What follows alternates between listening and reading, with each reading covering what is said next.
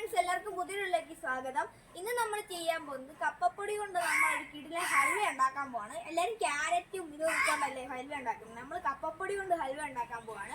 ഈ വീഡിയോ ഇഷ്ടപ്പെട്ടാൽ ലൈക്ക് ചെയ്യുക, ഷെയർ ചെയ്യുക, സബ്സ്ക്രൈബ് കൂടി ചെയ്യുക. ആ ബെൽ ഐക്കൺ അമർത്തുക. നമുക്ക് നേരെ വീഡിയോയിലോട്ട് പോവാം. കപ്പ ഹൽവ റെഡിയാക്കാൻ വേണ്ടിയിട്ട് നമ്മളിതേ ഒരു കപ്പോളം കപ്പപ്പൊടി എടുത്തിട്ടുണ്ട്. ഒരു 1/4 കപ്പോളം അരിപ്പൊടിയും കൂടി നമ്മൾ അതിൻ്റെ കൂടെ ചേർക്കുന്നുണ്ട്. പിന്നെ എടുത്തിരിക്കുന്നത് ശർക്കര പാനിയുണ്ട്. ശർക്കര ഇവിടെ പാവ് കാച്ചി വെച്ചിട്ടുണ്ട്. പിന്നെ എള്ള്, അതുപോലെ തന്നെ വറുത്ത് ചേർക്കാനുള്ള നെയ്യിൽ വറുത്ത് ചേർക്കാനുള്ള കശുവണ്ടിയും അതുപോലെ തന്നെ കപ്പലണ്ടി എടുത്തിട്ടുണ്ട്. പിന്നെ ഇതെന്ന് പറയുന്നത് നമ്മൾ ഏലക്കയും ലേശം പഞ്ചസാരയും കൂടി പൊടിച്ച് വെച്ചതാണ് നെയ്യ്. ഇത്ര സാധനം മതി. നമുക്ക് ഹൽവ ഉണ്ടാക്കാൻ തുടങ്ങാം.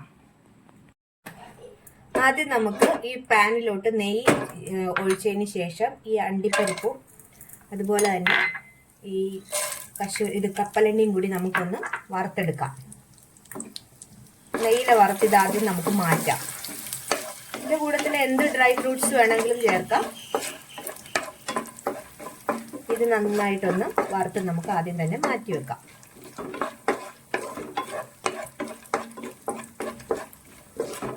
ഇതൊരു പാത്രത്തിലോട്ട് മാറ്റാം. ഈ ഒരു ഗോൾഡൻ ബ്രൗൺ കളർ ആകുമ്പോഴേക്കും നമ്മളെടുത്ത് മാറ്റണം.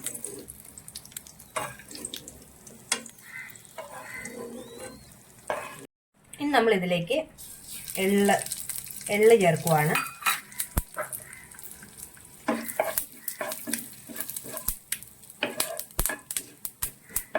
നമ്മൾ ശർക്കര പാവ് കാച്ചി വെച്ചത് ഇതിലേക്ക് ഒഴിച്ച് ചേർക്കുവാണ്.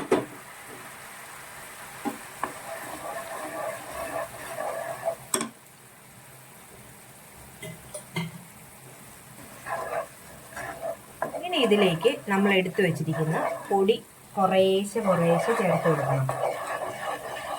ആദ്യം നമ്മൾ അരിപ്പൊടിയാണ് ഇട്ടത്.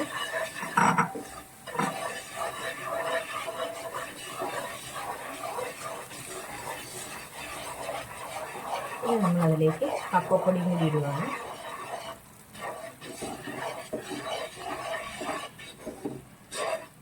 നന്നായിട്ട് ഇതൊന്ന് ഇളക്കി യോജിപ്പിക്കണം.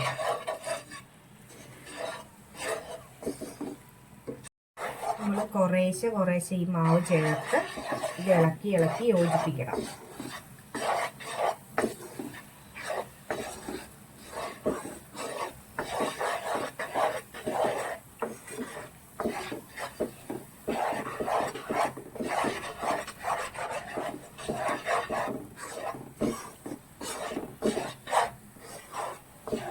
എടുത്ത മാവെല്ലാം നമ്മൾ ആ മിക്സിനോട് കൂടി ചേർത്തു. ഇതെല്ലാം നമ്മൾ ഇതിനകത്ത് കുറച്ച് നെയ്യേ ചേർക്കുന്നുള്ളൂ. നെയ്യോ വെളിച്ചെണ്ണയോ എന്താന്ന് വെച്ചാൽ അത് ചേർക്കാം. പിന്നെ ഇത് നന്നായിട്ട് നമ്മൾ വഴറ്റി എടുക്കണം.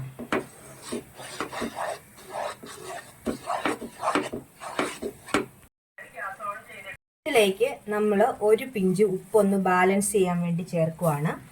പിന്നെ നമ്മൾ ഇതിലേക്ക് ചേർക്കുന്നതെന്ന് വെച്ചാൽ ഏലക്കയും പഞ്ചസാരയും കൂടി പൊടിച്ച് നമ്മൾ വെച്ചിട്ടുണ്ടായിരുന്നു. അതുകൂടി ഒന്ന് ചേർക്കുവാണ്. ഒരു ലേശം നെയ്യ് കൂടി നമ്മൾ തളിച്ചിട്ട് നമ്മൾ ഇളക്കി കൈവിടാതെ ഇത് ഇനി ഇളക്കി യോജിപ്പിക്കണം. നോൺ സ്റ്റിക്കിൽ നെയ്യൊക്കെ കുറവ് മതിയെന്നുണ്ടെങ്കിൽ ഇതുപോലെ നോൺ സ്റ്റിക്ക് പാത്രത്തിൽ ചെയ്താൽ മതി.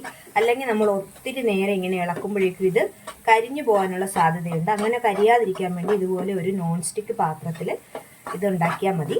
അപ്പം ഇതിങ്ങനെ നന്നായിട്ട് ഇനി ഇതൊന്ന് വഴണ്ട് വരട്ടെ.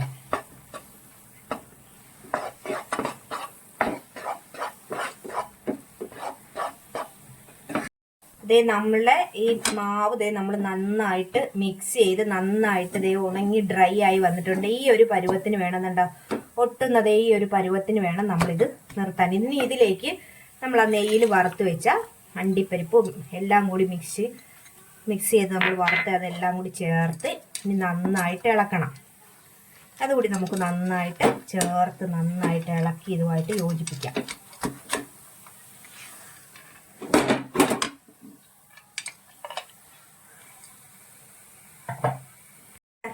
ശർക്കരപ്പാനിയിലേക്ക് കുറച്ച് വെള്ളം കൂടുതൽ ഒഴിച്ച് നമ്മൾ ഇതൊന്ന് നന്നായിട്ട് കുറുക്കണം. അല്ലെങ്കിൽ നമ്മുടെ ഈ കപ്പപ്പൊടി അരിപ്പൊടി ആ മാവിൽ കിടന്നാണ് വേകേണ്ടത്. ആ ഒരു വേവ് മാത്രമേ ഉള്ളൂ. ആ ഒരു പരുവത്തിൽ നമ്മൾ ശർക്കര പാനി ഇച്ചിരി ലൂസാക്കി വേണം പാവ് കാച്ചി എടുത്തതിന് ശേഷമാണ് നമ്മളിതിങ്ങനെ ചെയ്തിരിക്കുന്നത്. അപ്പോൾ കണ്ടോ, നമ്മുടെ ഇതെല്ലാം കൂടി നമ്മൾ മിക്സ് ചെയ്തിട്ട് ഇനി ഇത് നമ്മളൊരു പാത്രത്തിലോട്ട് മാറ്റിയാൽ മതി.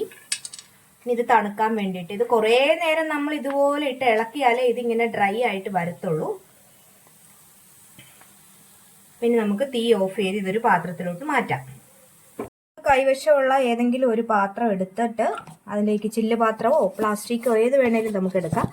അതിലൊന്ന് നെയ്യൊന്ന് നമ്മൾ ജസ്റ്റ് ഒന്ന് തടവിയതിന് ശേഷം ഏത് ഷേപ്പിൽ വേണേലും നമുക്ക് എടുക്കാം. തടവിയതിന് ശേഷം നമ്മളിത് ആ പാത്രത്തിലോട്ട് മാറ്റുവാണ്.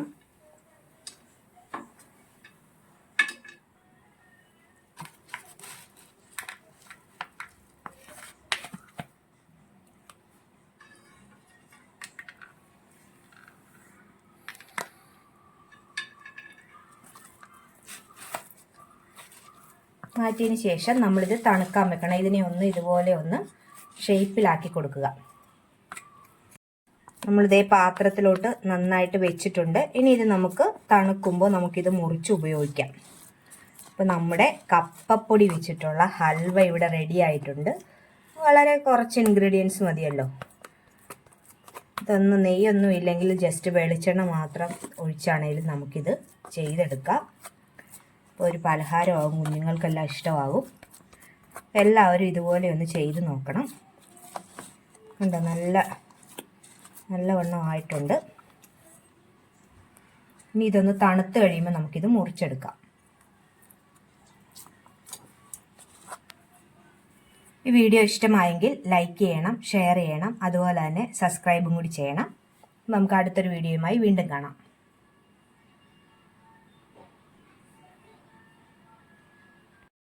വേണ്ട, നല്ല സോഫ്റ്റ് ആയിട്ടുള്ള ഹൽവയാണ്. കണ്ടോ, നല്ല സോഫ്റ്റ് ആണ്. അപ്പോൾ എല്ലാവരും ഇതുപോലെ ഒന്ന് ചെയ്ത് നോക്കണം. വീഡിയോ ഇഷ്ടമായെങ്കിൽ ലൈക്ക് ചെയ്യണം, ഷെയർ ചെയ്യണം, അതുപോലെ തന്നെ സബ്സ്ക്രൈബും കൂടി ചെയ്യണം. അപ്പോൾ ഈ കപ്പ ഹൽവയുടെ റെസിപ്പി എല്ലാവർക്കും ഇഷ്ടമായെന്ന് കരുതുന്നു.